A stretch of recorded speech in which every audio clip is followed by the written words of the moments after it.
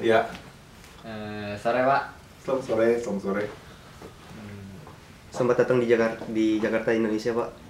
Ya, terima Jadi, kasih. Udah berapa tahun Pak nggak ke Indonesia? Saya hampir setiap tahun sih pulang.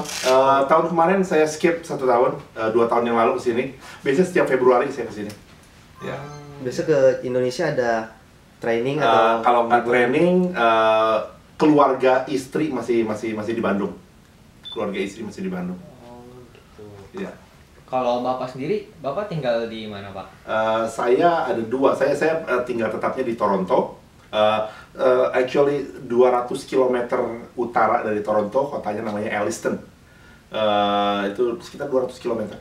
Kota kecil, village dekat base Borden, jadi tempat base pusat tentara di Kanada ya, di luar Toronto, di atas. Maaf, apa yang menyebabkan Bapak lebih menjadi akhirnya kepolisian di Kanada?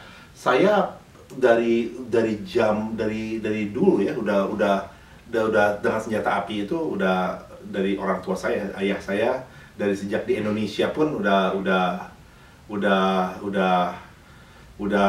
pemegang senjata api sejak di Indonesia. yang shotgun itu ya, Pak? Shotgun peninggalan bapaknya Bapak? Iya, itu shot, iya betul, yang shotgun tua itu, iya. Tapi kita itu selalu berpikir bahwa konotasi senjata api di Indonesia terutama masih sangat buruk. Jadi konotasinya senjata api itu untuk jago-jagoan, untuk menyakiti orang. Sebetulnya itu life skill. Jadi sesuatu kebisaan atau sesuatu yang bisa skill. Hobi. Bukan hanya hobi, tapi sesuatu seperti Kemampuan menembak. kemampuan menembak misalnya, itu kayak kamu bisa mempunyai kebisaan untuk berbahasa Jerman misalnya. Jadi itu suatu life skill yang kamu bisa pergunakan untuk bukan hanya pribadi di dalam misalnya kepribadian kamu lebih teratur, lebih disiplin, tapi itu juga kalau akan membuat kamu lebih baik bila kamu misalnya jadi polisi atau jadi tentara atau even jadi kepala keluarga atau apa. Jadi tanggung jawab itu dan di mana kita tahu kita mempunyai power, tapi kita self control gitu. Jadi bagus sekali. Itu life skill yang saya itu tujuan Indonesian Tactical sebetulnya. Jadi mau membuat lebih banyak orang aware bahwa tidak selalu negatif dengan senjata api itu, dan sesuatu yang bisa dibangun untuk anak-anak muda dan generasi-generasi yang lebih baik untuk positif side-nya. Positif. Kalau di Kanada sendiri itu senjata api dijual bebas atau enggak, Pak? Ya dan enggak. Jadi kita mempunyai sebetulnya perizinannya jauh lebih ketat di Kanada daripada di Indonesia. Di Indonesia cuma ada satu perizinannya, yaitu IKSA. Kalau untuk bela diri, IKSA kamu dapat satu IKSA dari Mabes Polri, kamu nggak usah perlu apa-apa lagi. Dengan IKSA itu kamu bisa membeli, dengan IKSA itu kamu bisa membawa, dan dengan IKSA itu kamu bisa menembak kalau di dalam keperluannya. Kalau di Kanada itu beda. Ada lisensi untuk membeli, ada lisensi beda lagi untuk menyimpan, ada registrasi, dan ada izin untuk membawa, dan ada izin untuk transport. Jadi itu semuanya, misalnya izin untuk memegang, misalnya ini untuk sipil ya, sekali lagi. Kalau kamu misalnya di sana, kamu mempunyai izin namanya PAL, Possession and Acquisition License of Firearm. Jadi setiap hari kamu dicek backgroundnya, otomatis dengan mesin.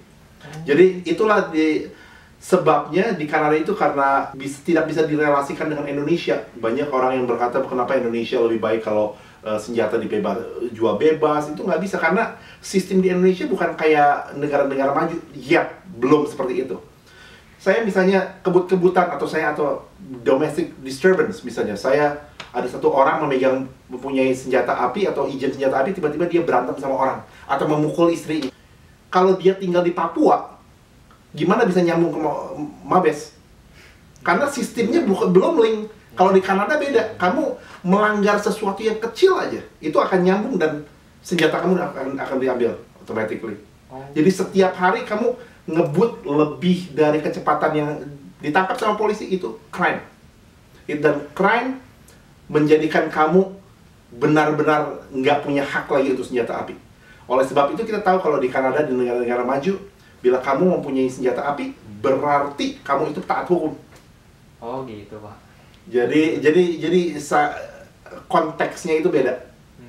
Oke, dan bila mempunyai senjata api dengan olahraga, kamu mau membawa nggak bisa sembarangan. Itu harus izin lagi, harus membuktikan kepada negara untuk apa, kenapa kamu membawa. Kalau untuk jago-jagoan nggak akan bisa, dan latihan dan semuanya.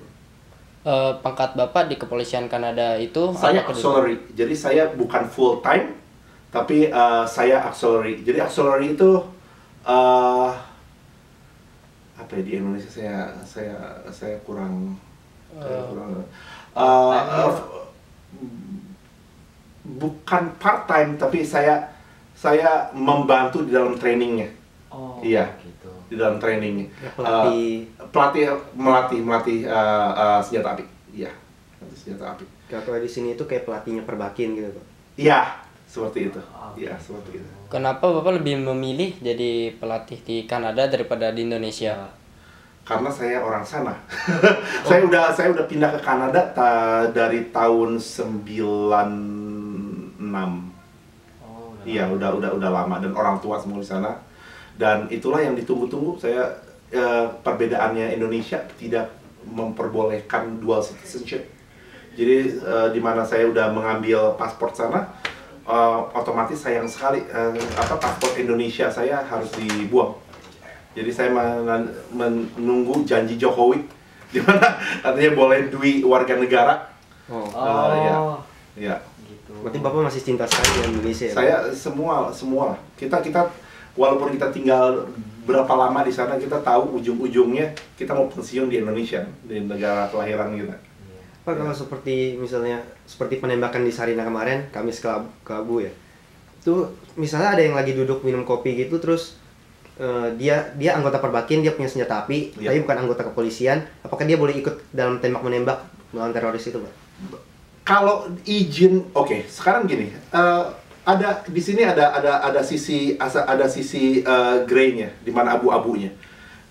Pertama, bila saya tanya lagi, bila ada seseorang yang mempunyai kebisaan dan kemampuan dan mempunyai senjata api, tapi senjata api itu misalnya senjata api olahraga. Di dalam satu sisi, senjata api itu adalah illegal untuk kamu bawa-bawa, karena harus digudangkan, kan?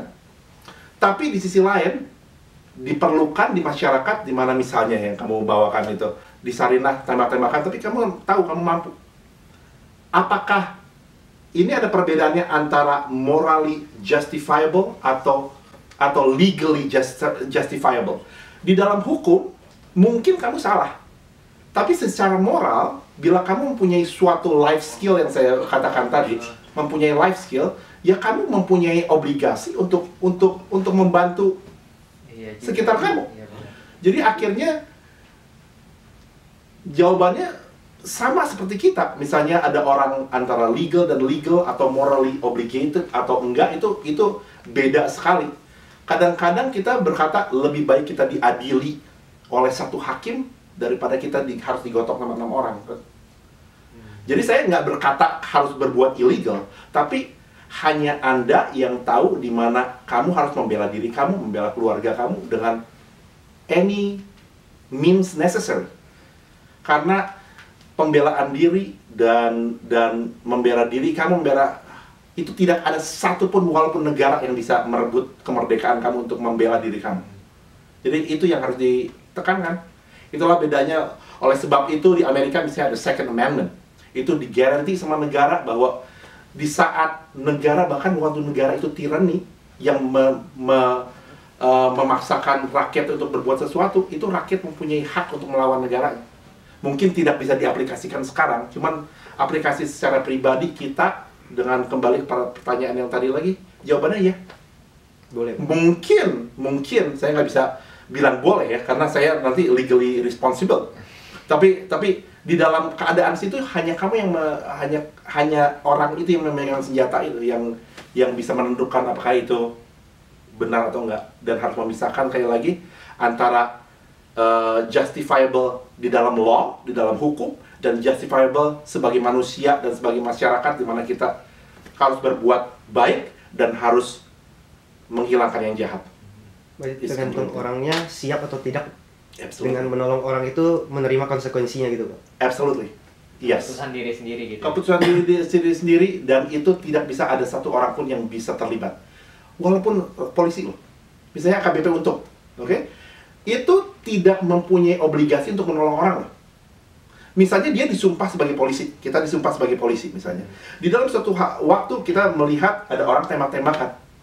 Kalau saya merasa saya itu akan membahayakan saya tidak harus terjun.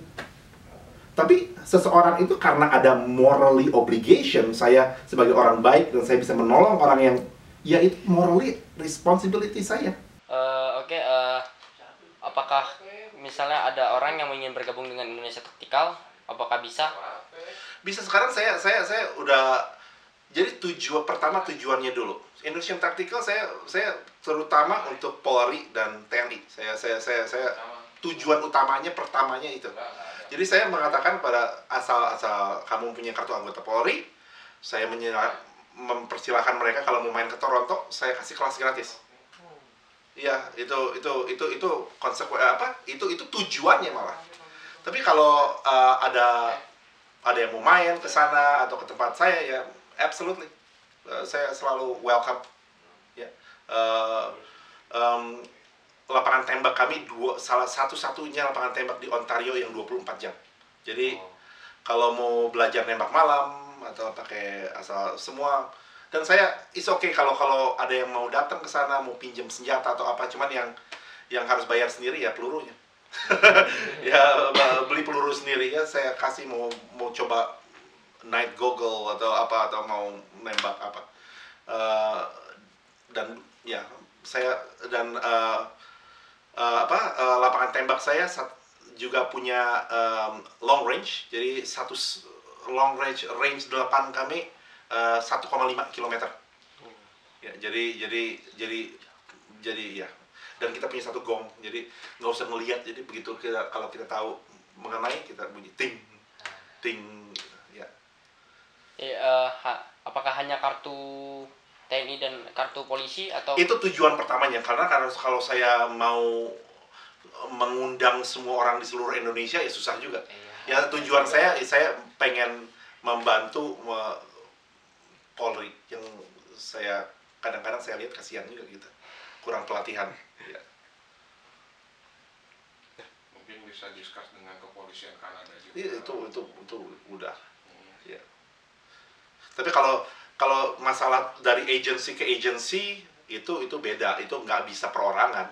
Kalau misalnya mau pelatihan yang saya tawarkan, karena saya nggak pernah menawarkan meminta biaya atau apa, itu kalau secara Polri dan OPP misalnya itu harus dari Polda atau dari Mabesnya, nggak bisa pribadi kalau masalah grup ya. Dan sertifikasi IPSIC saya juga, kalau Polri saya tawarkan beberapa orang, kalau mau datang sertifikasi IPSIC saya berlaku di Indonesia. Jadi kalau nggak, saya nggak biaya apa-apa. Just use your own ammo, because sertifikasi IPSIC 3.000 peluru.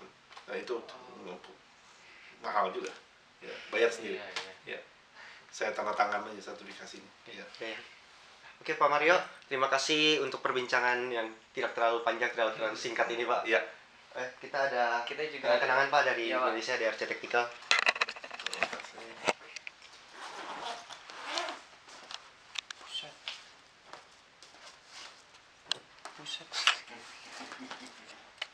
Ini Pak, jadi kami punya baju. Oh, terima kasih. Maaf ya Pak, nggak terbungkus. Ini besar nggak? Besar. Kecil ya Pak? Iya, nggak apa-apa. Saya taruh nanti. Terima kasih. Renel, ambilin itu satu di tas saya. Ada satu yang dibungkus. Ya, sama-sama. Oke. Belajar terus, jangan ada yang bisa stop. Ya Pak. Itu life skill, very important. Umur cukup kita masuk perbakin Pak. Ya. Kasih apa ya? Terima kasih, terima kasih untuk datang ya. Terima kasih, Pak. Terima kasih. Makasih Pak. Makasih juga Ya. untuk waktunya Pak. Sama-sama. Pak juga baru pulang dari Bali ya. Iya, dari Bali. Semoga saya jadi ikut Bali. Oke, terima kasih ya.